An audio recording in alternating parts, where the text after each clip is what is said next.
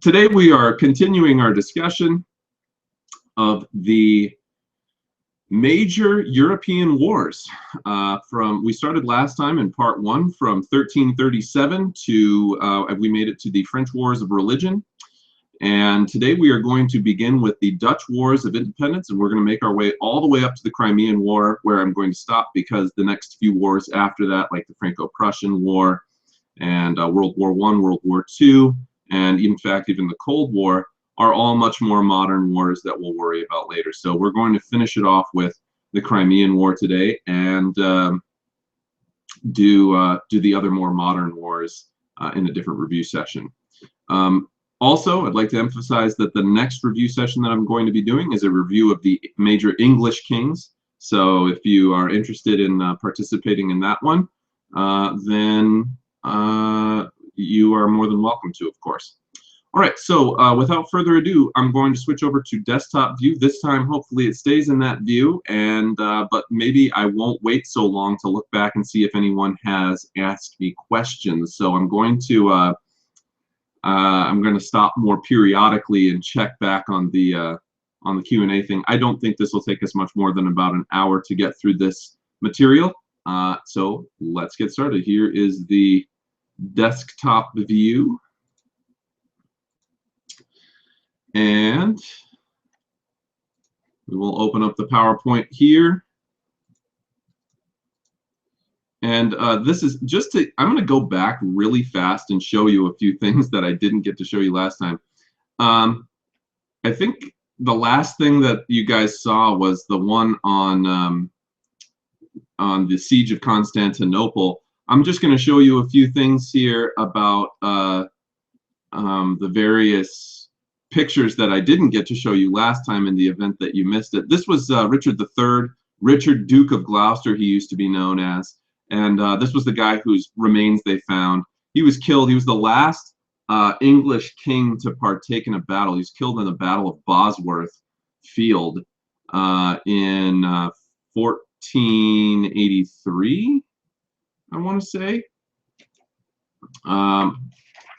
1483. I'm almost positive he was killed in 1483. I'd have to look it up, but that year sounds right to me. And then they eventually buried him. So those were actually his remains there. Really quickly, just to move on and show you again, this image here is more representative of like your impressionist art. That was the word that I was trying to think of last time. Impressionistic. It's almost like a Monet piece, especially in the background. It's quite romantic. And this is from the late 1800s, but it's a painting of an image that took place much before that. So that was the Capitulation of Granada was the name of that painting. But like I said, the Capitulation of Granada happened like long, long before the painting. So this is from 1882. That's already like at the Second Industrial Revolution. So we know that that's not from the fall of Granada during the Spanish Reconquista.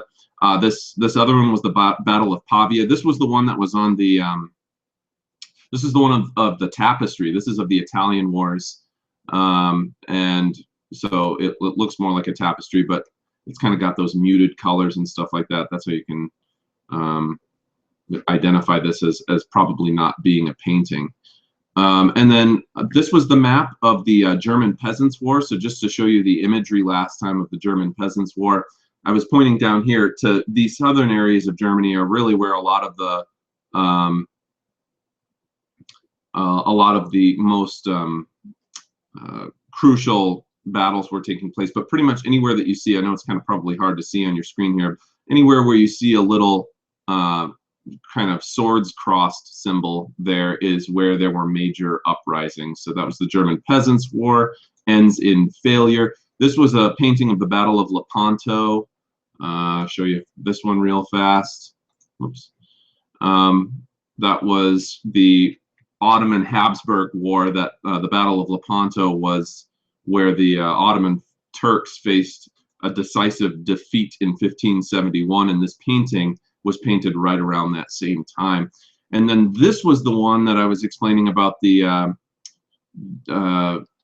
Pilgrimage of Grace, where this was the flag that the pilgrims used in their uprising, not against the king, just against his policies, right? So as if there's really much of a difference between the two. But anyway, so this was the wounds of Christ, and the really, like, you know, they have a heart right in the center there, and so the imagery surrounding Christ, the blood being representative of the blood of Christ, and all that stuff. It's a very dramatic, emotional image that the uprising used as its symbol. And then this was where we left off last time, on the about St. Bartholomew's Day massacre. This is where the Huguenots were massacred by the Catholics during the French Wars of Religion in in France. And here you have, I mean, like I was saying, it was 5 days of Catholics massacring Calvinist families. A total of 10,000 people were killed. So that was obviously there's a lot more killed than are depicted here in this image. But let's get started with what we need to talk about today, and that is the Dutch War of Independence. So if you think back, I want to remind you that the Dutch, which are located in modern day Netherlands, okay, were controlled by the Habsburgs. And the Dutch War of Independence is sometimes called the 80 Years' War. So if you ever see 80 Years' War, they're talking about the Dutch War of Independence, or sometimes it's called the Dutch Revolt. But Dutch War of Independence is probably the best name for it, I think. Who was involved? Well, obviously, the United Provinces. And who are the United Provinces? They were the provinces, the 17 provinces that were against the political and religious rule of Philip II of Spain. Now remember, Philip II of Spain, he's a Habsburg ruler.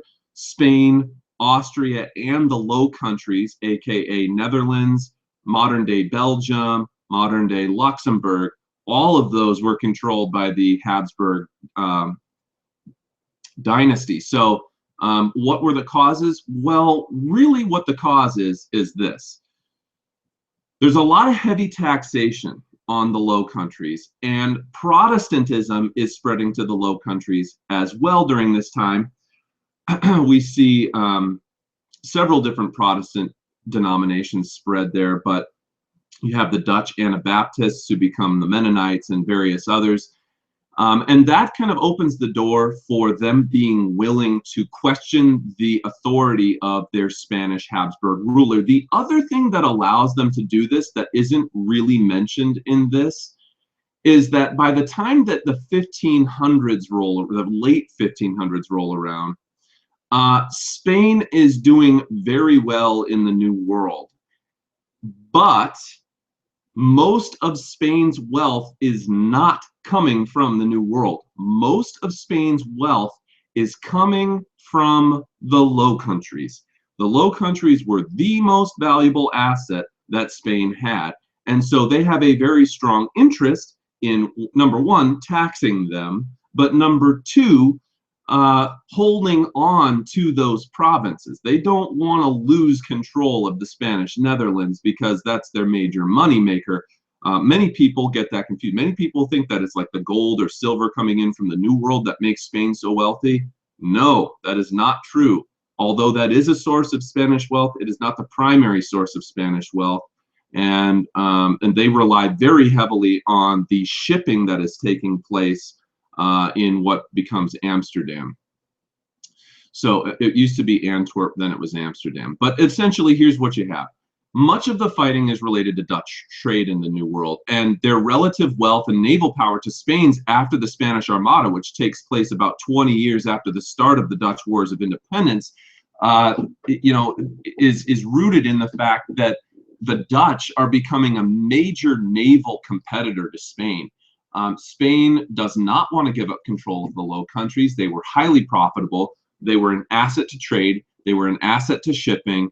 And as you know, the Dutch were pretty opportunistic in terms of who they were willing to do shipping for. I think probably more than anyone. You wouldn't necessarily call them capitalists, but they were the least mercantilist of all of the 1500s territories. Most of them practiced mercantilism. which is based in the belief of bullionism, the idea where Harrison, stop scratching that thing. Sorry. The idea of, sorry, my cat was scratching my $400 chair, so I had to stop him. Anyway, what was I saying? The Spanish they don't want to have to compete against Dutch's shipping, and the Dutch, being that they were kind of not the biggest mercantilist nation, in fact, they were probably closer to capitalism than anyone else.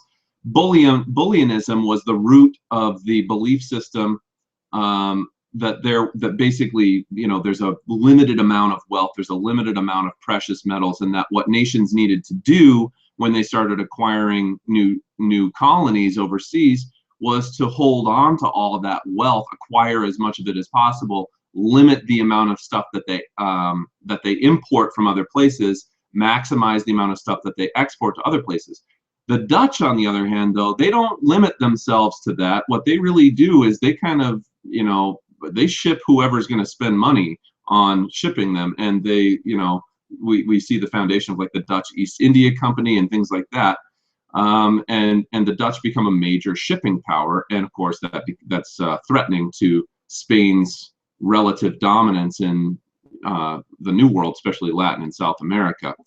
All right, so anyway, what's the significance? The significance of the Dutch Wars of Independence is that, of course, they gained their independence. Basically, the Peace of Munster is negotiated in 1648. What the Peace of Munster was, it was a treaty that confirmed Spain's recognition of the Dutch Republic's independence from Spain and the Holy Roman Empire in 1648. So the Spanish Netherlands remain intact, roughly where modern-day Belgium is, and of course they end up getting their independence as well. So there was the Spanish Netherlands and the Dutch Republic, and the Spanish Netherlands end up becoming Belgium. But they lost that major port there, where Amsterdam falls, where modern-day Netherlands is. Here's an image. This is a radical image here. I don't know if you can really see very well, but this is a naval battle that's taking place. This is what's known as, this took place in 1607. This was called the Battle of Gibraltar. The recently expanded Dutch Navy engages a Spanish fleet at Gibraltar. Gibraltar is right on the southern coast of Spain there, and this is oil on canvas, circa 1621. So this was painted about 14 years after the actual engagement itself. In case you're ever wondering, like, how did they ever know what it looked like? They didn't. They're taking their best guess at what it looked like. There was no painter sitting on the mast of a ship somewhere, like, you know, doing the rough sketching out of the outlining of this drawing or something like that as it was going on. This is the Dutch flag down here. You can see it. Anyway. So next thing that we're going to talk about is the Spanish. Actually, let me stop, make sure that we're still on track here in terms of demonstrating. Okay, hang on, we got to go to this.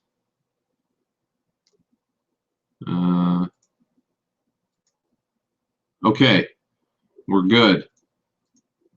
Any questions, comments, concerns at this point? Nothing over here.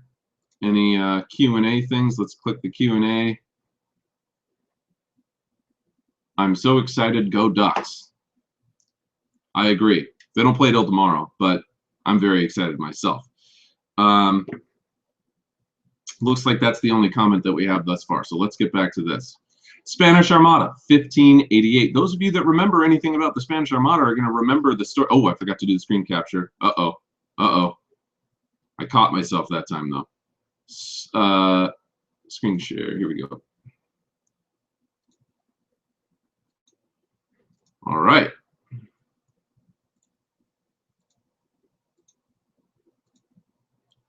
I'm just making sure. All right, here we go. Spanish Armada, those of you that remember when I talked to you about the Spanish Armada in 1588, well, I didn't talk about it in 1588. It took place in 1588. It had to do with some difficulties between Spain and England. This was a Spanish and England dispute. And remember, modern day Spain is not unified yet. So although we call this the Spanish Armada, really what it is, it's the Iberian Union. And if you know anything about that, that's those are the kingdoms of Castile, Portugal, and actually Naples as well. But the Kingdom of Castile in particular is the one that is most upset with England at this time. The King of Spain at this time is Philip II. He was briefly married, actually, to Mary I. And that makes sense because Spain, remember, is of course a Catholic state. And Mary I was the last Catholic ruler of England, except for James II was Catholic, and they threw him out. Remember, during the Glorious Revolution 100 years later, the Glorious Revolution, they're like, yeah, James II, we like you, but you're Catholic, so you got to go. And then they took his daughter and her husband and put William III of Orange, and put them on the throne. But anyway, Mary I is like the last Catholic ruler of England. They are briefly married, and Philip II always kind of had a chip on his shoulder about that, because what Philip II wanted to do was create an alliance with England. He was really bent on making an alliance with England. Well, when Mary I dies, of course, her half-sister Elizabeth takes over, but Elizabeth was, like her father, a Protestant. Specifically, she supported the Anglican Church, and she is not having it. She is absolutely not going to have an alliance with Philip II, not just because he's Catholic, but because, well, she just didn't really feel like it, because she had bigger fish to fry at the time. Elizabeth, in fact, supported the Dutch Republic during the war that we were just talking about, the Dutch Wars of Independence. And because Elizabeth supported the Dutch Republic, Spain gets mad. And two, there was this whole other side of it where, like, I think King Philip II, even in spite of their religious differences, he kind of wanted a marriage to Elizabeth, and every so often would write her a letter here and there, like, hey, you know, how about we get married and we can bring our countries together like they were supposed to be back in the olden times when your dad, Henry VIII, ran things. And she's like, how about not? And anyway, so there's a couple of major battles. The major battle of the Spanish Armada was known as the Battle of Gravelines. But the Armada was essentially an isolated incident in a larger series of wars called the Anglo-Spanish Wars, which took place from 1585 to 1604. And a lot of that was rooted in the fact that England supported the Dutch Republic during the Dutch Wars of Independence, and Spain got really angry about that. How did this turn out? Really, really bad for Spain. What ended up happening was they took basically every vessel they had that would float, from Spanish galleons all the way down to basically rowboats, and they sailed them up to England. And on the way up there, they hit, no joke, like storm of the century in the waters right outside of England, near the north of the Bay of Biscay, and right by the English Channel there. And they hit this terrible, terrible storm. By the time that they pull into in range of the British ships, first of all, the Spanish ships were not as maneuverable as the British ships were in the first case, because the British ships were a little bit smaller. But beyond that, they were like haggard from this terrible storm that they ran into. And so many ships didn't even make it there. Many of them just sank because of the storm that they hit. So they're debilitated before they even get to England. Then England, basically they realized that England, for the last however many years that Elizabeth I has been running it, has been funneling just, all of this Spanish gold that they had been stealing from Spanish ships from the New World into building their navy. So it ends up being just this horrible defeat for Spain. It's just embarrassing by the end of it. And this is used more than anything. It's used as kind of a propaganda victory. We've talked about propaganda before. It's like emotionally appealing, very biased, persuasive advertising in a way. And this ends up being Protestant propaganda victory for England. What I mean by that is, like, it supports the idea, like it brings England together around this Anglican identity that they've developed, and look at us, and we beat the Catholics of Spain and stuff like that. And from the Spanish Armada onwards, the thing that's really too bad for Spain about it is that they slowly start losing their dominance in the New World, and it really turns out being quite the disaster for, the handwriting is on the wall for Spain by this point. They really end up losing quite a bit of influence in the New World afterwards. It doesn't happen overnight. It takes a long time, but by the time that we get to the 1700s, more or less Spain has lost its status of being a supreme naval power. And this is an image depicting the engagement of the Spanish Armada, famous English depiction of it. It was painted sometime in the late 16th century. And if you were to try and find this, you could go to these sites here. It's displayed at the National Maritime Museum in England. All right, while I have this minimized, let me check and see if we have any comments, questions, concerns thus far. So far, no comments over here. Let's check and see if we've got any comments here. Quick question, we'll deal with this one. It says, if Philip II and Elizabeth would have gotten married, would Philip II rule England? Great question. No, he wouldn't. At least not in, the way that would work. Sorry, I'll move this because I know this is making your screens distort. The way that would work is the only way, in fact, I'll switch to, let me switch to camera screen here. Okay, so the only way that would have ever happened, aside from over Elizabeth's dead body, would be if it was through what's known as a matriarchal marriage, or matriarchal, there's a word for it. It's a matriarchal dynasty sort of a thing. The only way she ever would have agreed to it is if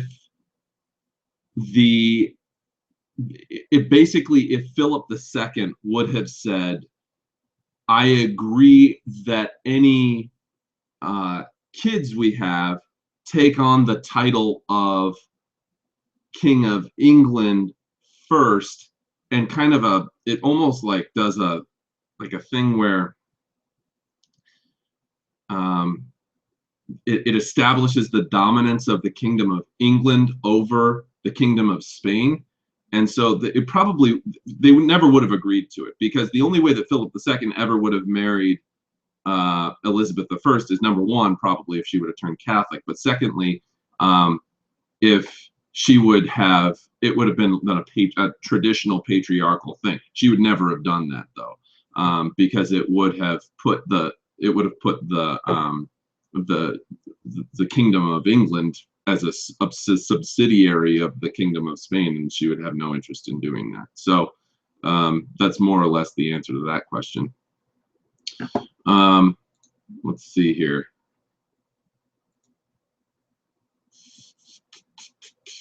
Let's continue on to the next slide here. I'm going to switch over back to desktop view. And here we go. Next war we're going to talk about is the 30 Years' War. You guys should remember this one. The 30 Years' War takes place over the course of, yes, 30 years. It starts in 1618 and goes to 1648. The people involved in this war were basically the anti-Habsburgs, which would have been Sweden. No doubt France is going to get in on that action. The Dutch United Provinces, England, and Scotland. These were the anti-Habsburgs in the 30 Years' War. And then the Habsburg states, which of course would have included the Holy Roman Empire and the Catholic League, as well as Austria, Spain, Bohemia to a lesser extent, and Hungary to a lesser extent. How come the 30 Years' War happens? Well, there's a few different causes for it. The first is that the Holy Roman Empire is fragmenting due to Protestantism spreading. By 1618, we have a very fragmented situation in all of those German states. The ones towards the north, for the most part, have turned toward Protestantism. The ones towards the south, closer to Rome and Italy, have remained primarily Catholic, but there's a lot of feuding in between. But really, the underlying cause of the 30 Years' War might have started off being about religion and about Protestantism versus Catholicism. But what it ends up being about is more about this continued rivalry that we see between France, especially, and the Habsburgs for European political dominance. I mean, more or less, France is a rising star at this time. By the time that we get to the mid-1600s, France is really populous. They have a very large, robust economy, and they have more than probably any other kingdom in Europe, even England. They have a very centralized, a very absolute monarchist type state going on.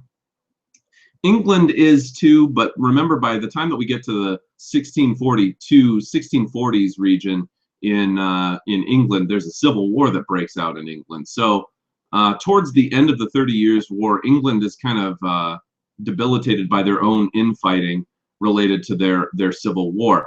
But France and the Holy Roman Empire in particular, and the rest of the Catholic League, is really who this is primarily between. Between both sides, we saw about 8 million people killed, and the major battles that I listed here were the Bohemian Revolt, which took place. This is the kind of the thing that got the whole ball rolling in the first place.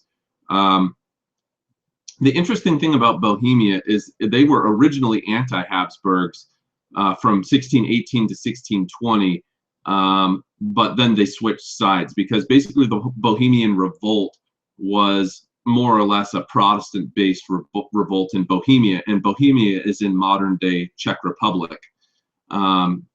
Anyway, so basically what ends up happening is once this Bohemian Revolt run by the Protestants is put in its place, Bohemia is administered afterwards by the Catholics, and that's why we list them over on this side over here, because for the majority of the remainder of the 30 Years' War, Bohemia ends up being on the Habsburg Catholic side of things. Then you had the Huguenot rebellions, which took place from 1620 to 28. And then finally, there were kind of three major interventions that took place in the 30 Years' War. There was the Danish intervention, the Swedish intervention, and the French intervention that takes place between the years 1625 and 48 intermittently.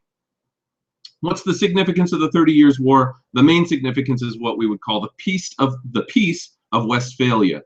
And basically, the Peace of Westphalia is a kind of a tricky peace, because we think of treaties as being like singular things, but actually the Peace of Westphalia took 4 years to negotiate, and it's not just one treaty, it's actually many treaties, which is why we call it the Peace of Westphalia rather than the Treaty of Westphalia.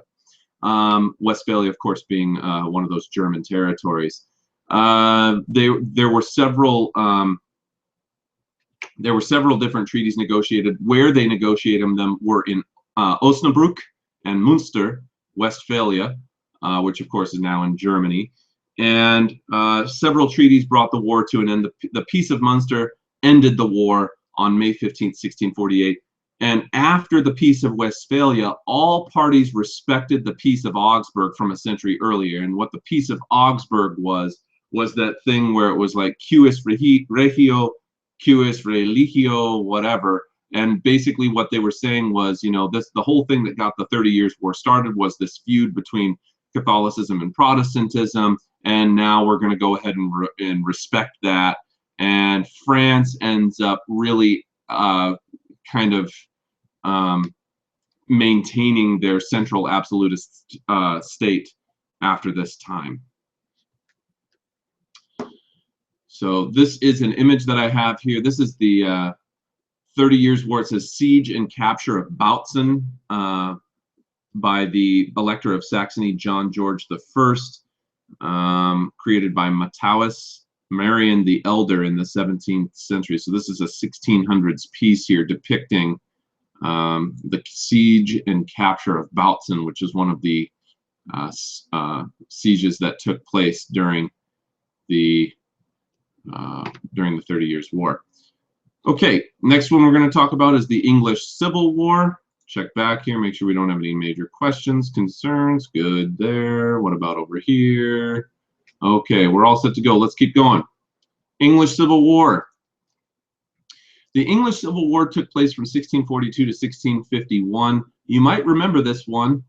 We talked quite a bit about it. This was the one that was the Cavaliers versus the Roundheads. And this kind of cut the word off and continued down here. This is parliamentarians. This is royalists over on this side. Who were the royalists? The Cavaliers. Those were the people that supported the monarch.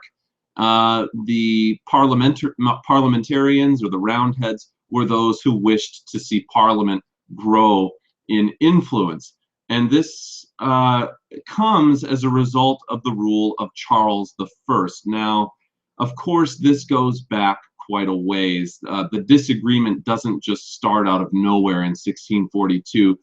This had been an issue that was boiling up for a long time, and we're going to talk a bit more about this when we do the English Kings review next time. But in a nutshell, here's the problem. Charles I is a divine rightist, just like James I was. And James I was the first Stuart king. He was Scottish. If you'll recall, Elizabeth I dies in 1603. She was an Anglican, a devout Anglican, Church of England person. She dies without any heirs. And so what they did was they went to her closest relative, which was kind of a distant cousin, named James Stuart, King of Scotland. He ends up taking the throne as James I, King of England, first King James of England. King James was a divine rightist, and his son Charles was also divine rightist. And because of that, there was a general lack of enthusiasm about cooperating with Parliament. So Charles I does basically everything that he can not to deal with Parliament. He does not. Remember, Parliament today is something that meets, kind of in the same respect that Congress does. They meet many, many, many times a year. They might go on recess for a while, but basically it's a day-to-day job being a cabinet member of the House of Cards, or the House of Cards, House of Lords, or the House of Commons. And what ends up happening is, in this time, you can't think of Parliament as being like a day-to-day thing. These people live quite a ways away from, the Houses of Parliament, and so when Parliament is called, I mean, these people travel great distances to, they might meet once or twice a year, once every few months. Well, they go like 8 years or something. I forget how long it is. I have to look it up. We'll do it we'll talk more about it when we do the English Kings review. But basically, Charles I doesn't call Parliament together forever in a day, and of course, they're upset because they feel like they're being ignored. So the English nobility is getting mad. They don't like Charles I.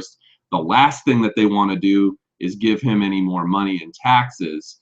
But the last thing that he wants to do is feel like he has to ask Parliament for them in the first place. So what he does is he scours all the old record books, and he realizes, oh, hey, there's this old tax that hasn't been collected in forever called the ship money tax. So he basically puts in this like medieval feudal tax that hasn't been collected in forever. Parliament is absolutely unwilling to fund any wars that he wages. And he gets them on a technicality. People are mad about that.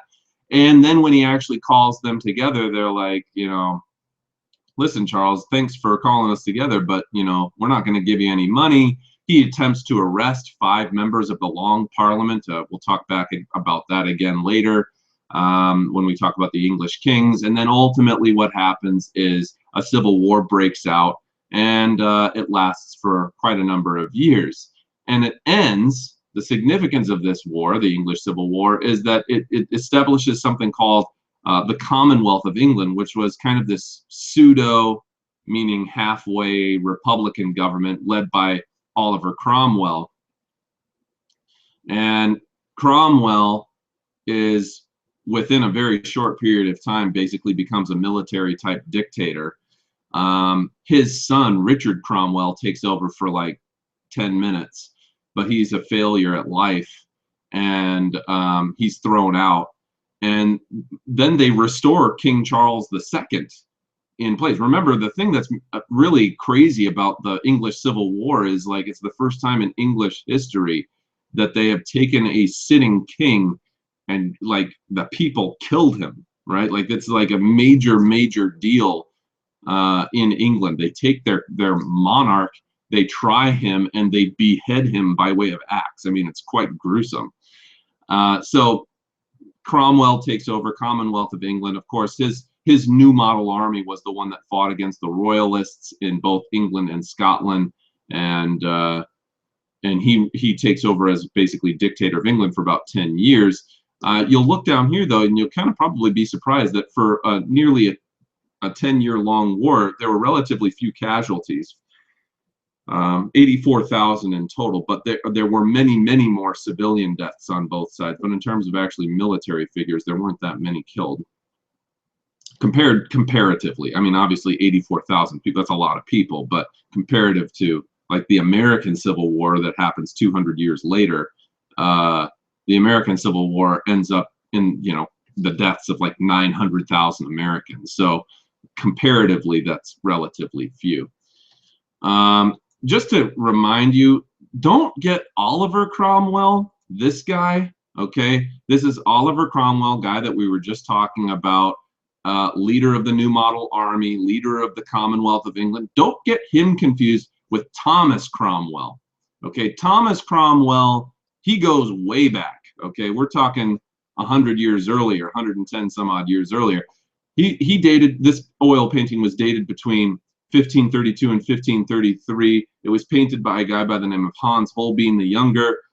Thomas Cromwell, he was the guy, he was an English lawyer, he was an English statesman, politician sort of a guy, public figure, and he was King Henry VIII's chief minister, right? This was the guy that tried to orchestrate the divorce between King Henry VIII and Catherine of Aragon, his Spanish wife, and strong advocate of the English Reformation and the start of the Protestant movement in England through the formation of the Church of England, or the Anglican Church.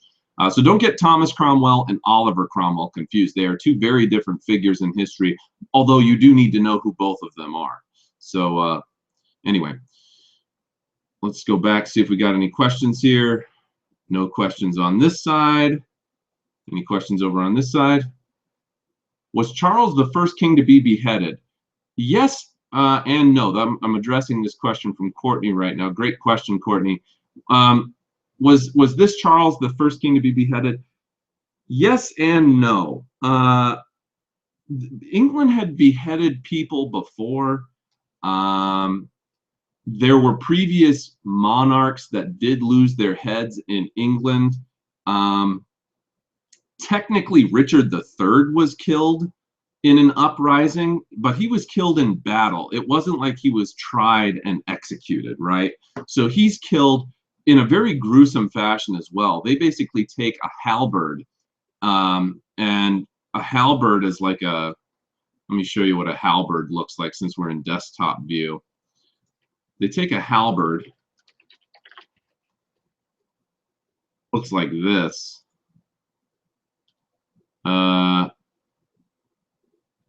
Where's the kind that I'm looking for?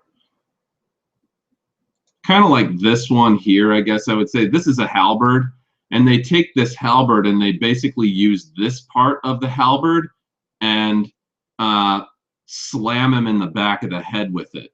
So, I mean, it was a gruesome end for Richard III. And you can actually, if you pull up that on the internet, you'll find a gaping hole in the back of his head where that thing went through. But anyway, so kings have had their heads injured by other people before, to answer your question. But Charles I is the first king of England, to my knowledge at least, to actually be tried and executed by way of beheading by his own people. So that's a really good question. Any other comments, questions, concerns at this time? Let's take a look here over back at my list. Looks like we're good to go. Okay, I'm still on desktop view, so we're going to go back to this. Let's continue here with the Dutch, the Anglo-Dutch Wars. Anglo-Dutch Wars. Now, you're going to think to yourself, wait a second, Mr. Knight, I thought England was on the Dutch Republic's side back in those previous wars. Well, they were. The English and the Dutch actually have an interesting history with one another. Sometimes they're on the same side. When it comes to the Anglo-Dutch Wars, though, they are not on the same side. And that's a big part, a reason why New Amsterdam gets renamed New York, which we're going to talk about in just a second here. So this is the Dutch Republic, aka the recently departed territories from the Spanish Netherlands, or the Habsburg-controlled Netherlands. Remember, the Dutch just fought for their independence there, so the Dutch Republic's like this kind of brand new territory. It's no longer controlled by the Habsburgs, but what I was telling you about before is just as valid in this slide as it was before, and that is that the Dutch are formidable shippers. And if there's one thing that we know about England, it's that England's naval force is rising during this time. By 1652, England is no longer interested in supporting Dutch naval growth because the Dutch are a legitimate competitor to England's success in the New World, and England's trying to gain a foothold in those territories in the north, where they're competing against the French there, as well as the Native Americans who already lived there, to establish colonies. Well, the Dutch and the English had very similar naval growth during this time, and like I said before, they even somewhat worked together. For instance, in the English Civil War and the War of Dutch Independence, the English came down on the side of the Dutch because they didn't want to support the Spanish Catholics. Well, Cromwell, Oliver Cromwell, attempts to get the Dutch Republic to join the Commonwealth, right, and fight against Spanish America. Now, at first glance, you're going to think, well, why wouldn't they do that? The Dutch are no friends to the Spanish. Well, they're not.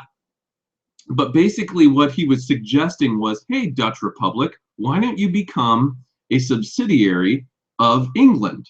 You can be controlled by us. And of course, this thinly veiled invitation to join and fight against the Spanish, the Dutch aren't dumb. They know exactly what's going on here. They know that if they join the Commonwealth, that they now become basically controlled by England. They don't want to do that. They know that they have a lot of assets in their naval and their shipping and their trade commodities and things like that. So they don't want to do that.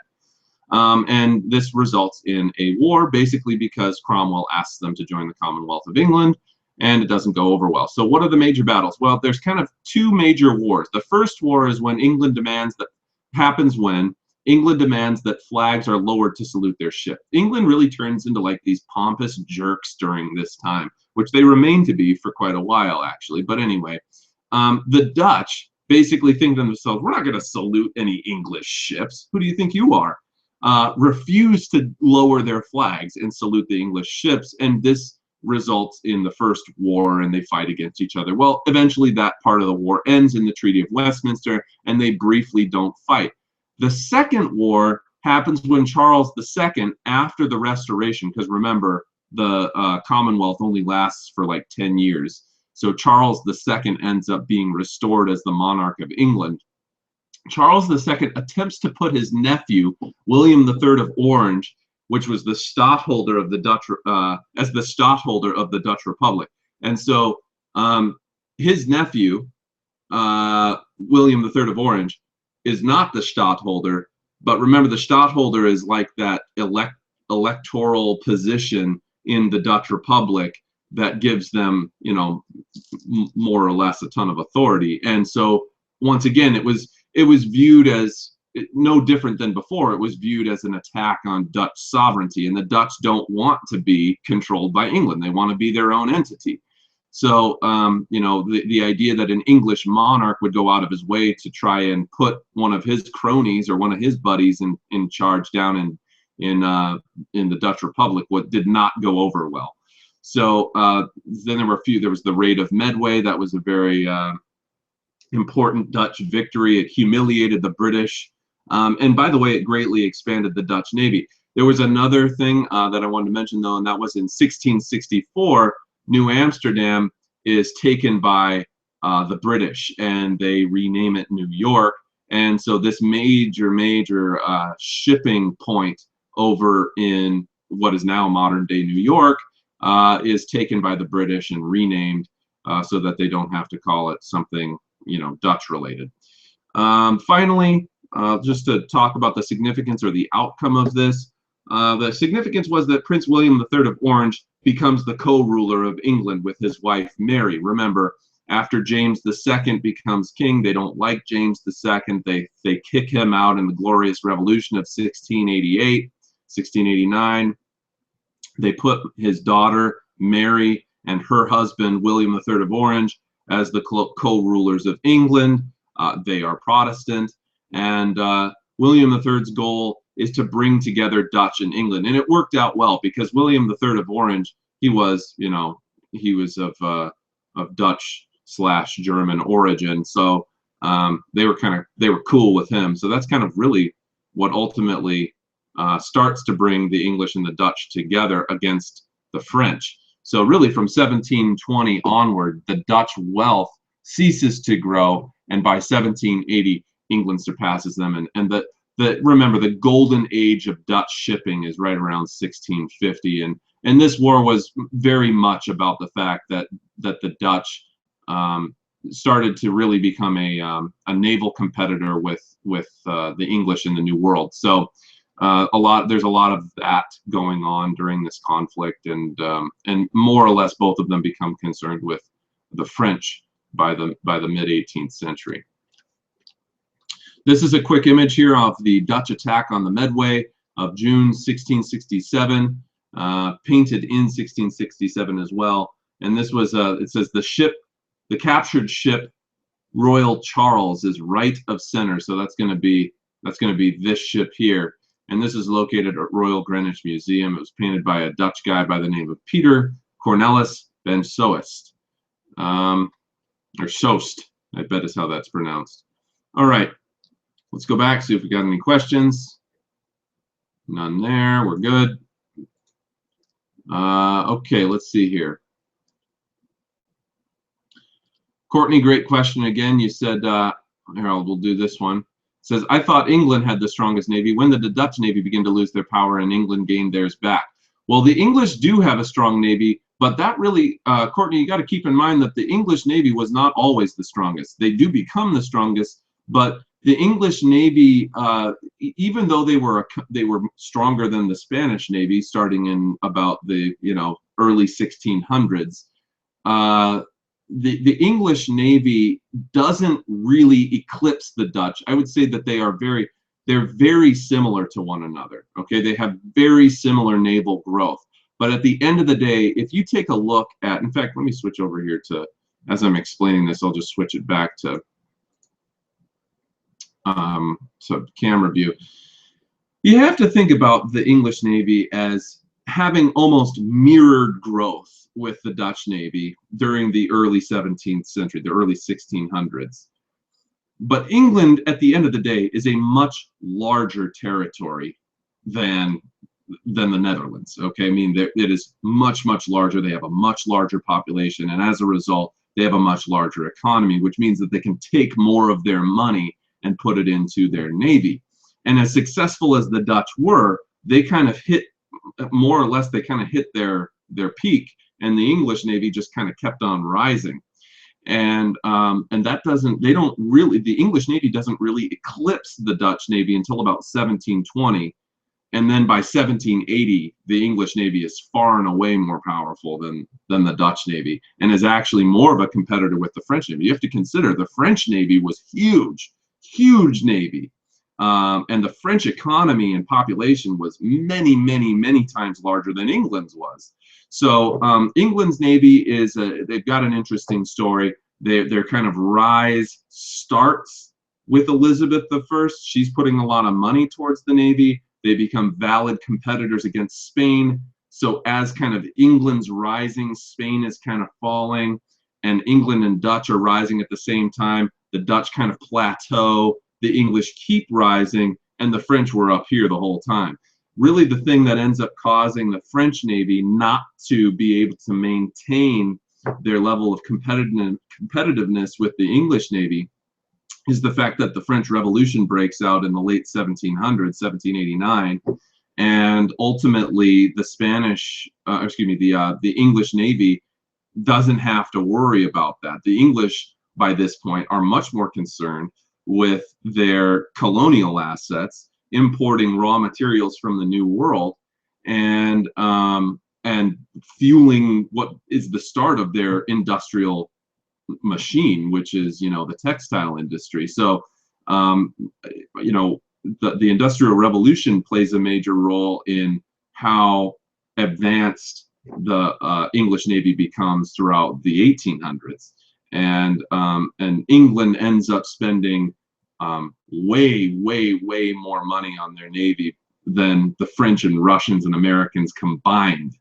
by like the mid 1800s, and a lot of that has to do with, remember, the Napoleonic Wars, which we're going to talk about in just a second here.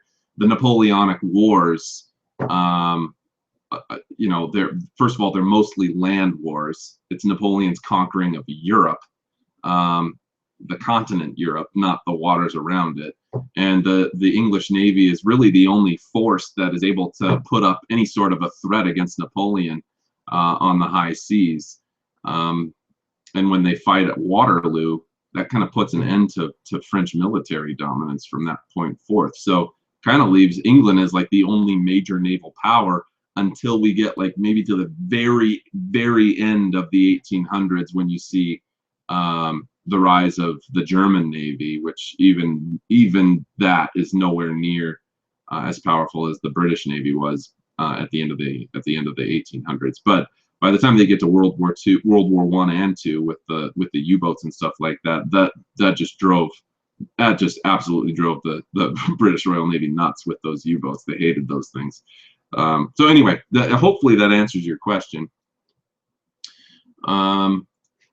Go back here and make sure that there's no other questions on here. I know that we're about an hour in right now, but I'm going to go for about another 10 or 15 minutes here, and I'm trying to go through about 2 more wars.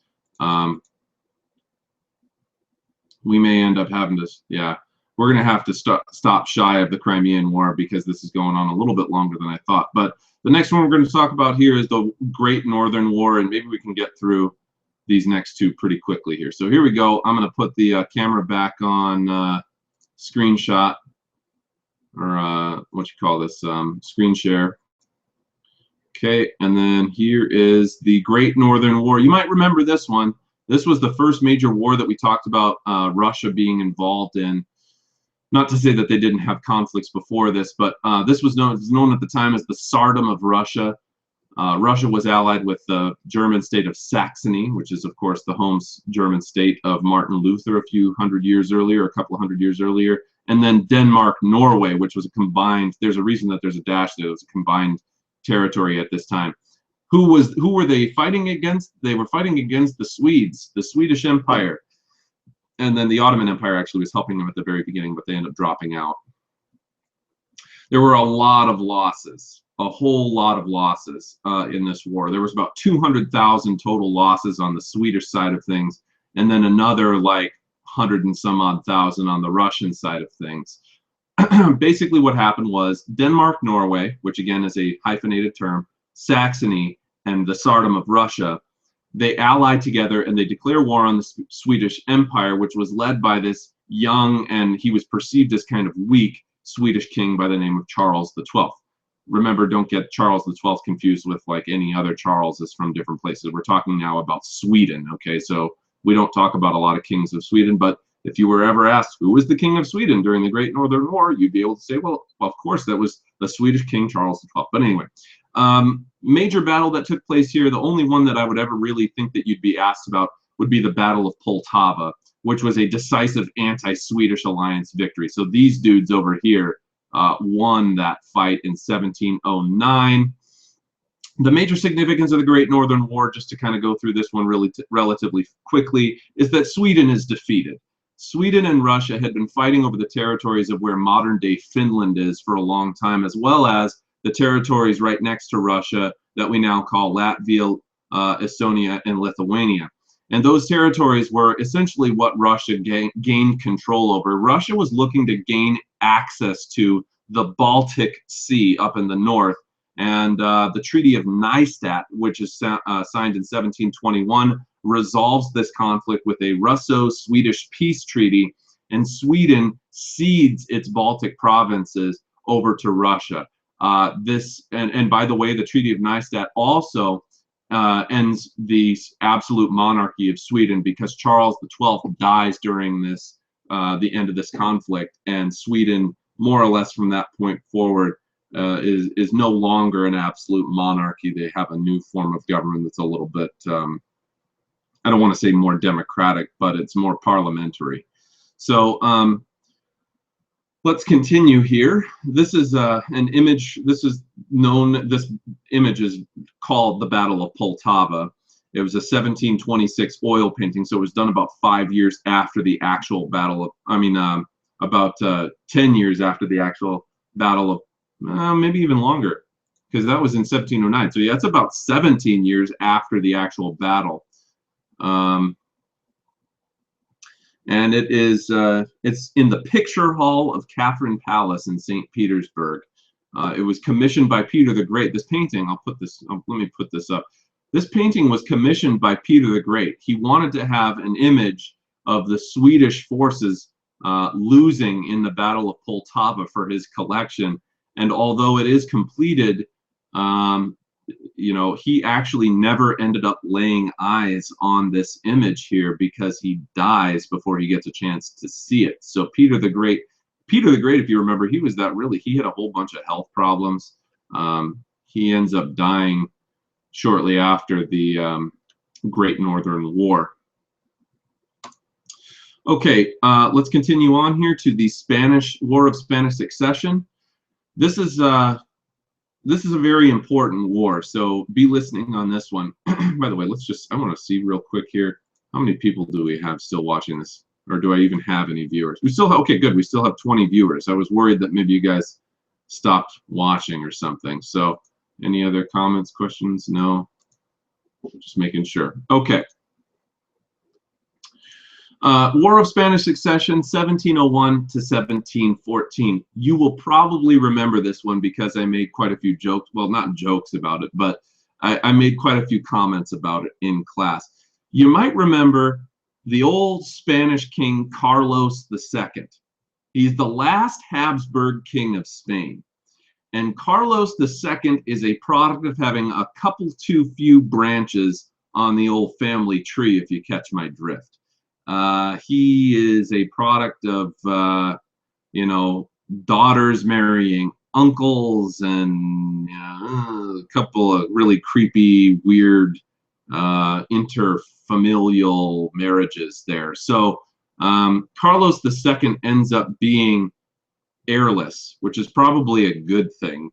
But beyond that, he is, and I'm not using this word, kids, in a insulting way. I'm using it in a clinical way. He was legitimately mentally retarded. He had serious mental incapacities, and that prevented him from being a competent ruler. And so he was mentally disabled.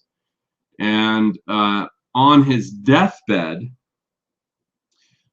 basically, people are kind of concerned what's going to happen with Spain, because he is, he's a Habsburg monarch. The Spanish have kind of already been on the decline. And what he does on his deathbed is he leaves the entire Spanish inheritance, the entire kingdom. Okay, we are talking about the Kingdom of Spain. He leaves it on his deathbed to Philip, Duke of Anjou, who was the grandson of Louis XIV, or Louis XIV had several grandsons, but Louis XIV's grandson, Philip, Duke of Anjou, is left the entire Kingdom of Spain. Now think about how that's going to change the balance of power. Of course, France had been anti-Habsburg for a very long time, and they would have absolutely, their mouths would have been watering at the prospect of acquiring all of Spain and making that part of the Kingdom of France. Well, this upsets every single person in Europe, everybody is worried about the European balance of power tilting very heavily in favor of France. I mean, you have to consider that by the time that this happens, Louis XIV is the quintessential absolute monarch, right? He is the leader of the most powerful and populous kingdom in Europe, and acquiring Spain and all of their assets and their land and their trade and their navy and their ports and the rest of it would have been basically a death blow to the Holy Roman Empire, or what remained of it, and potentially even, you know, Austria, the Dutch Republic, Prussia, which is rising up at this time as kind of a rising star, or starting out as a star here. And so anyway, I mean, it ends up being a major threat to all of Europe. So the War of Spanish Succession literally is, you know, we're asking, when we say what is the War of Spanish Succession, what we're really asking is who is going to be the legitimate successor to Carlos II? Is it going to be Philip, Duke of Anjou, or are we going to find some other Habsburg guy to put on the throne in his place? What ends up happening is Louis XIV secures his grandson Philip V as the rightful king of Spain. But here's how they negotiate the peace. So this happens right before Louis XIV dies. Louis XIV dies in, I think, 1715. And this war is resolved just a year or so before that. You might remember the Treaty of Utrecht. Utrecht, that's a very Dutch term. The Treaty of Utrecht, Rastatt, and Baden, those are three different Dutch/German territories. And those three treaties negotiate this particular peace. And what the peace says is that indeed Philip, Duke of Anjou, formerly known as Philip, Duke of Anjou, he is now going to, he does become the rightful Spanish king. But Philip, Duke of Anjou, renounces, which means he gives up, he throws away his claims to the throne of France. So in other words, he becomes more or less a foreign king, a French foreign king of Spain, who is no longer allowed to become the king of France. And that's what the Treaty of Utrecht negotiates.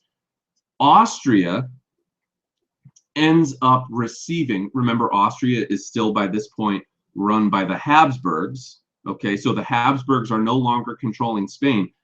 The Habsburgs over in Austria take over most of Spain's former European realms.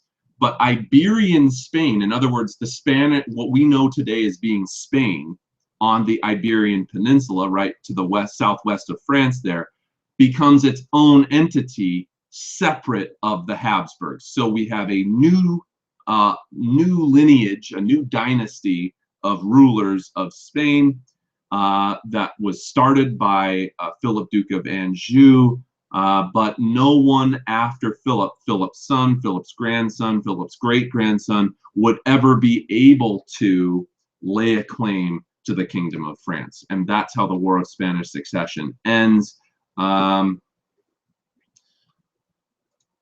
Just to show you this image really quick, this is an image from the War of Spanish Succession. This is Philip V of Spain, because Philip, Duke of Anjou, becomes Philip V of Spain, and the Duke of Vendôme, pictured after the victory at the 1710 Battle of Villa Viciosa over the Count Guide Starhemberg by Jean Helot in 1836. And this painting, if you were to try and find this painting in real life, you would find it in the Gallery of Wars, which is a hallway that contains a bunch of paintings related to wars in the Palace of Versailles. So that's where this painting actually hangs today, is in the Palace of Versailles. So a French guy ends up becoming the new king of Spain. Okay. Let's go back to this. I am going to leave it off there, kids. It is set 6:40 right now. Yanak asks me, so you're going to extend the due date for the reading guide till Tuesday, right? No. The second section of the reading guide is due on Friday. So this Friday is the second the second section of the reading guide is due. And then, of course, don't forget to do the quiz, the online quiz that I put onto Schoology. And it's on Russia in the like 1970s, 80s, and the end of the Soviet Union. So that's your video quiz on Schoology that you need to take care of. At any rate, let's go ahead and wrap this up here. I'm going to wait a second because it's on about a 30-second delay. So I want to see if there's any questions or comments that people want to make. I was looking around to see if Harrison's around here, but it looks like he has retired to the other room.